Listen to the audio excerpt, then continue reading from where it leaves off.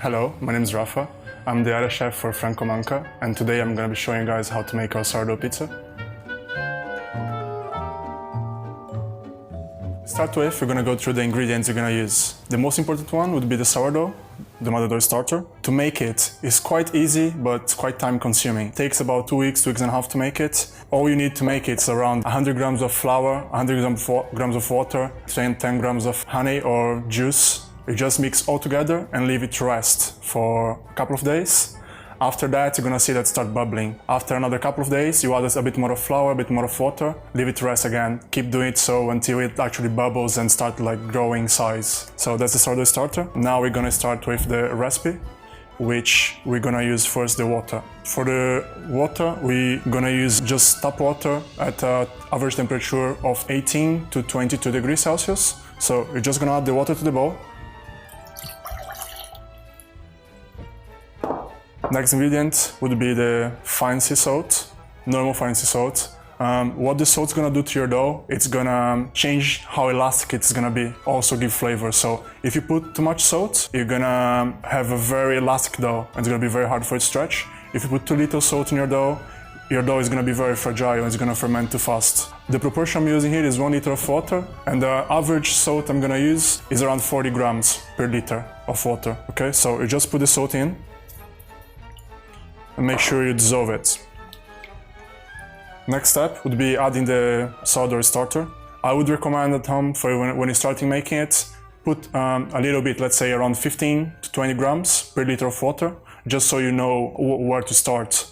So next step, I'm gonna get my sourdough starter. I'm gonna put it inside of the water. I'm gonna just dissolve it as if I'm trying to clean my hand of it. It doesn't need to be completely dissolved in the water. As soon as the water is white, and even if you have some beads like this, should be okay.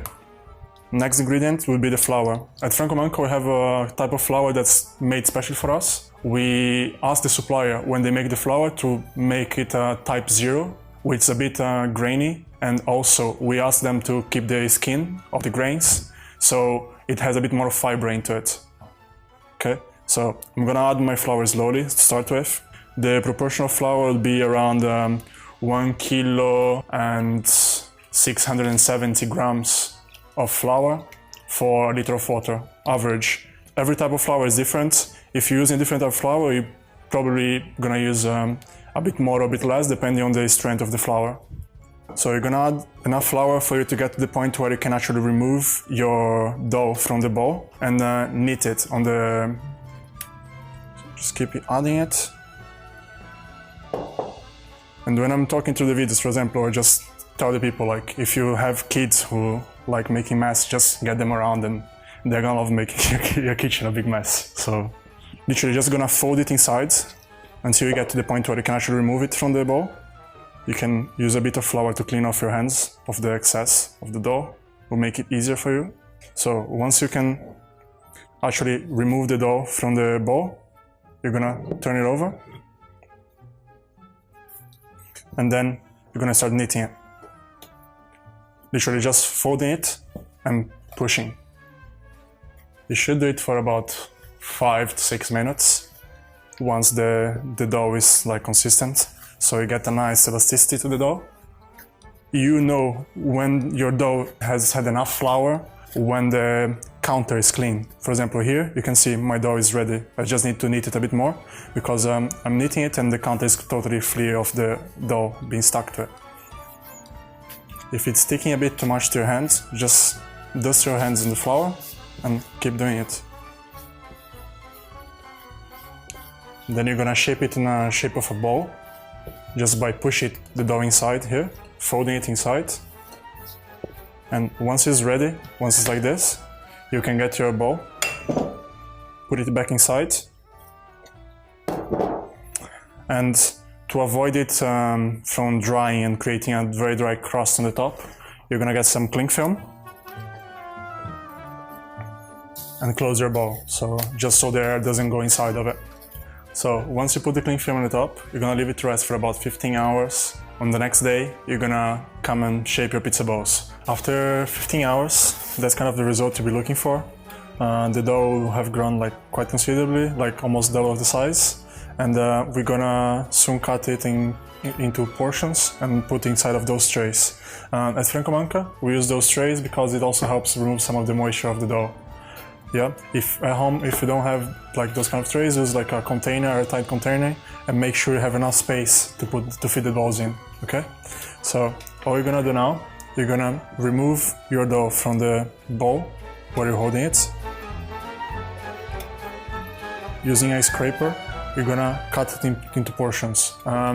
Ideally, if you're gonna make a pizza home, you want your pizza ball to be around 250 grams. You can have a scale next to you to cut it and weigh it properly, or you can just do it by eye.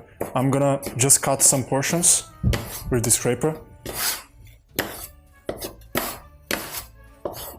And then I can show you how to shape the pizza ball. So those are the portions. Now you have a few different ways of shaping it. The easiest one that people learn, you make like a claw with your hands, and then you're just gonna place it in the top and move it around. One tip, if the dough is sticking too much in your hand, just dust your hand a bit with flour, and then you can shape it nicely. That would be one pizza ball. The other way is you can fold inside, then you close it nicely underneath. That would be another one. And the way you usually use at Franco Manca, most of the guys, they just fold it in using both hands, and it's much faster.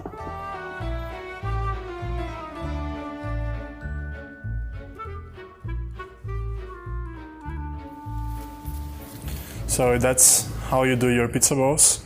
Now I have this tray, I'm gonna leave it to rest for about 3 or 4 hours, so it's gonna double in size again. I'm just gonna put it on the sides and you'll see the final result in a bit. Once your dough is ready, you're gonna get some of the flour and you're gonna sprinkle it on the top. Then you're gonna cut through the lines with a spatula and scrape it off from the bottom. So this part here is gonna be on the bottom. Move your tray to the side. Add a bit of more flour on the counter. A bit of flour on the top. And now I'll show you guys the easiest way to make it. Basically, when people are learning how to make pizzas, stretching, that's how they do it. So all you're gonna do, you're gonna get your hand from the middle and you're gonna press it down. Make it as flat as possible, leaving the edges. Then you're gonna turn it over, do exactly the same thing. Once this is done, you lift it up a bit, peel off the flour from underneath, place on the counter, and one hand is gonna move up and down, the other one is gonna stretch. So all you're gonna do is you're gonna turn and stretch at the same time.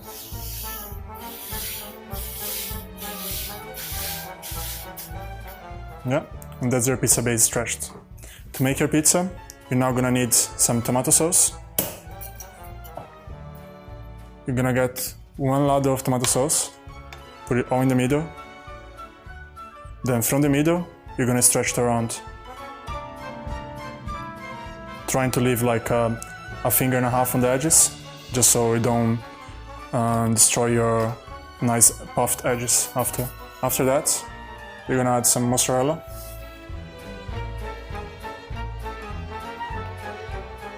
So that's a basic margherita pizza. It's the number 2 on Franco Manca. The main difference comes now, like when you have to cook it. At Franco Manca we use massive ovens that reach around 500 degrees Celsius, and at home you're gonna have an oven that average is gonna go maximum of 300 degrees Celsius when you're cooking it. Obviously you can use some tools to help you cooking your pizza, like a pizza stone, which is what I have here I'm gonna use today. Now I'm gonna grab my pizza stone to cook the pizzas. I'm just gonna lift my pizza and put it on the top. Adjust it on the top of the pizza stone, and then I'll move it inside of the oven.